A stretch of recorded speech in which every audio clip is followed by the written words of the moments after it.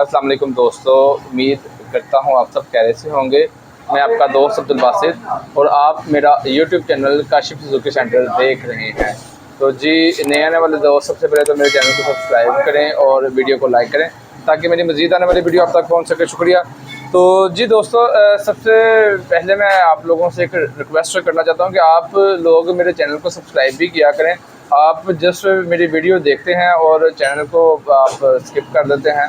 आपकी मेहरबानी, अगर आप के लिए मेरी वीडियो अगर फ़ायदेमंद है तो मेरे चैनल को आप सब्सक्राइब लाजमी किया करें। तो जी दोस्तों, आज का जैसा कि हमारा टॉपिक है, आज ही मैंने सुजुकी GD 110 बाइक खोली हुई थी। तो इस बाइक के हेड को खोलते हुए इसका ये एक स्टड टूट चुका है।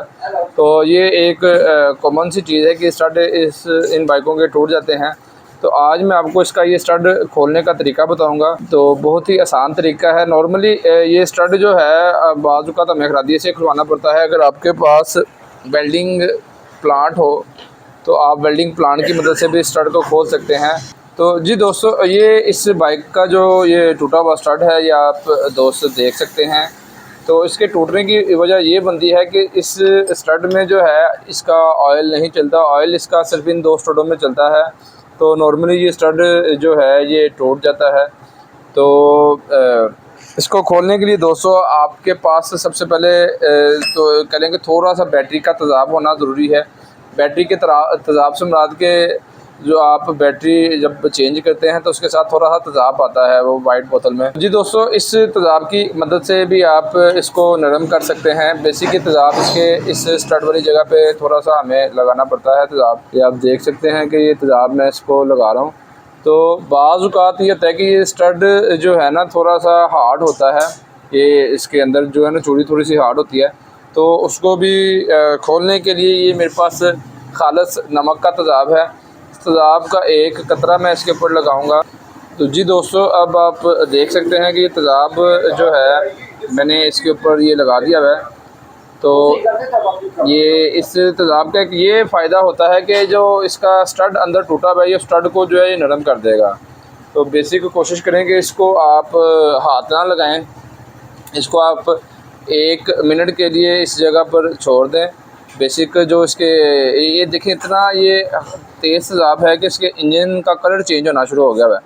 तो आप दोस्तों अगर गौर से देखेंगे तो ये बबल बनना शुरू हो गए हैं। तो इसके जो ये स्टड है ये अब इसके बीच में ये तेज़ाब जा रहा है। तो अब कुछ देर बाद मैं जो है ना इसको अब वेल्डिंग की मदद से भी आपको खोलने का तरीका बताता हूँ कि आप इसको वेल्डिंग से किस तरीके से खोल सकते हैं। तो ये एक कॉमन सी चीज़ है। तो एक दिन मुझे जो है ना बलूचिस्तान के किसी ज़िले से फ़ोन आया हुआ था भाई का कि यार आपने इसके ऊपर भी कोई कभी वीडियो नहीं बनाई हुई। तो मैंने कहा क्यों ना अपने दोस्तों के साथ इस चीज़ के ऊपर एक वीडियो शेयर की जाए।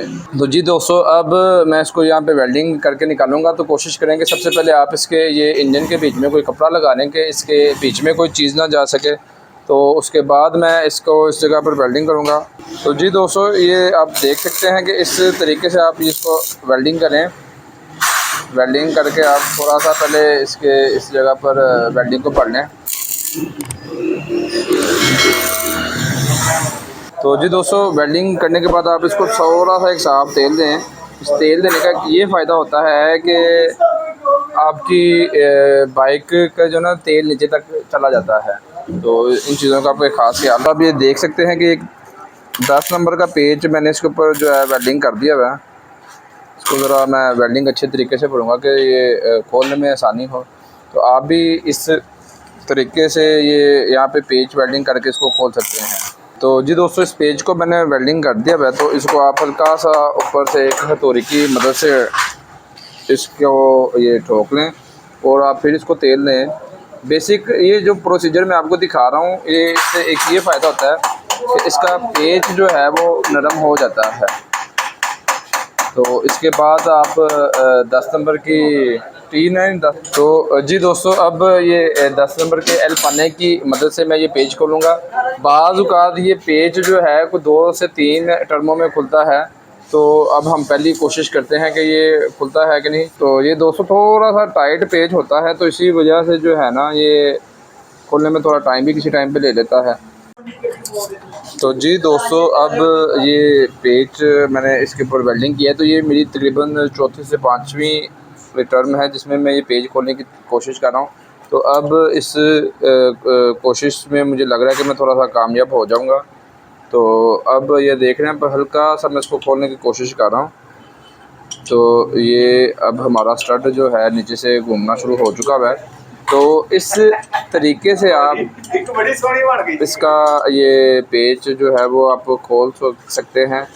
बहुत ही आसान तरीका तो नहीं कहा जा सकता, बहुत ही मुश्किल तरीके से मैंने इसको ये खोला है। मेहनत तो थोड़ी सी इसमें करनी पड़ती है, लेकिन मेहनत आपकी करेंगे कामयाब हो जाती है। तो जी दोस्तों, ये पेज आप देख सकते हैं। अब ये पेज ये स्टड जो है मैंने खोल लिया है। तो आप भी इस तरीके से स्टड को खोल सकते हैं। इसको देख सकते हैं कि इसको किस तरीके से इसको ये जंग सा लगा हुआ है। तो इस स्टड ने आज काफ़ी मेहनत हमारी करवाई है। और अब जो हमारा आ गया है, अब ये वाला अब पॉइंट आ गया जी कि इसमें जो कचरा वगैरह है, तो इसके नीचे से हालत इसकी थोड़ी सी ख़राब हो गई है। तो अब मैं आपको इसको भी बेहतर करने का तरीका बताता हूँ कि आप इसको कैसे बेहतर कर सकते हैं। जो इसके अंदर कचरा मैंने इंजन के अंदर नहीं जाने दिया, इंजन के अंदर मैंने एक कपड़ा रखा हुआ था। तो अब मैं इस जगह को भी आपको साफ़ करने का तरीका बताता हूँ। जैसा कि आपको मैंने पहले दिखाया है कि ये वेल्डिंग करते हुए इसके ऊपर थोड़े से निशान आ गए हैं। तो अब इन निशानात को मैं आपको ख़त्म करने का तरीका बताऊँगा। तो ये दोस्तों, जैसा कि आप देख रहे हैं, ये डायमंड रेती की मदद से मैं इन निशानात को ख़त्म करूँगा और इसको हल्का सा पॉलिश भी करूँगा कि हमारा सिलेंडर जब बैठे तो बिल्कुल सही तरीके से बैठे। तो कोशिश करेंगे आप इसके जैन को जब लगाएं तो इसको अच्छी सिलिकॉन लगाएं, ग्रे सिलिकॉन इसको इस जगह पर लगाने हैं, तो इसकी वजह से आपकी जो है लीकेज नहीं होगी। दोस्तों, इंजन के अंदर आपने ये कपड़ा लाजमी रखना है और इसको आपने हल्की सी रेती का इस्तेमाल इसके ऊपर कर लेना है कि जो आपके मोटे मोटे ज़रात हैं वो बाहर आ जाएंगे। बेसिक हमने इसकी ये जगह जो है वो क्लियर करनी है, क्योंकि वेल्डिंग करते हुए कुछ वेल्डिंग कह लेंगे कि अगर ऊपर गया है तो उसके ऊपर वेल्डिंग लगा हुआ है तो उसको कैसे रिमूव किया जाता है। तो आप इस तरीके से इस वेल्डिंग वाली जगह को रिमूव कर सकते हैं। तो ये मैं जो इसके ऊपर रेती का इस्तेमाल कर रहा हूँ, ये बहुत ही माइनर सी इसको वो पॉलिश कर रही है। ये देख सकते हैं दोस्तों आप कि रेती की मदद से अब मैंने इसको साफ़ किया, तो ये अब कुछ बेहतर हो गया है। तो अब मैं इसको मज़ीद और साफ़ करता हूँ और इसके बाद इसके ऊपर मैं रेगमाल का अप्लाई करके इसको पॉलिश करता हूँ। जी दोस्तों, आप ये देख सकते हैं कि अब रेगमाल की मदद से मैंने इसको ये साफ़ कर दिया है। तो अब ये जगह इसकी काफ़ी ज़्यादा बेहतर हो चुकी है। ये जो इसके ऊपर थोड़े से निशानात आ गए हैं, तो आप इसको सिलिकॉन का इस्तेमाल करके ख़त्म कर सकते हैं। जैसे कि इसके ऊपर एक जैन ही आ जाना है, तो जैन की वजह से ये कवर हो जाता है, इसकी आपकी लीकेज बिल्कुल भी नहीं होगी। तो जी दोस्तों, आज की वीडियो में जैसा कि आपको मैंने बताया है कि सुजुकी GD 110 का अगर इंजन का स्टड टूटा हो तो उसको कैसे निकाला जाता है। वीडियो थोड़ी सी लंबी थी, लेकिन उम्मीद करता हूँ कि वीडियो आपको पसंद आएगी। तो अगर आपको मेरी ये वीडियो अच्छी लगे तो वीडियो को लाइक कीजिएगा, चैनल को सब्सक्राइब कीजिएगा और बेल के बटन को भी दबाइएगा ताकि मेरी मज़ीद आने वाली वीडियो आप तक पहुँच सके। भाई को दुआ में याद रखिएगा। अल्लाह हाफिज़। फ़ी अमान अल्लाह।